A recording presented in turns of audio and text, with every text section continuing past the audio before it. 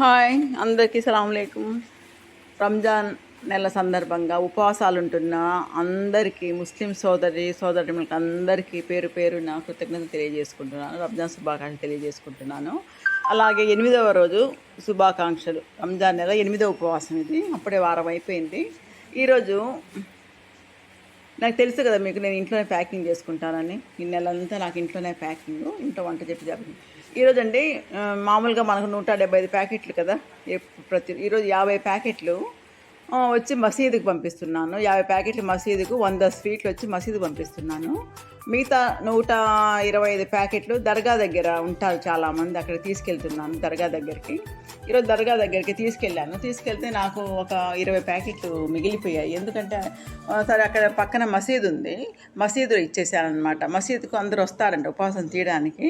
అక్కడికి ఈరోజు జాంగ్రీ ఒక 50 ప్యాకెట్లు మసీదు పంపించేశాను. ఈ 125 ప్యాకెట్లు అరటిపండ్లు వచ్చి దర్గా దగ్గర తీసుకెళ్ళాను. మంచి అక్కడ చాలామంది ఉపవాసాలు ఉంటారు. సరే కొన్ని మిగిలిపోయాయి నాకు ఈరోజు. సరే అది మసీదులో ఇచ్చేసాను. అవి మిగిలినటివి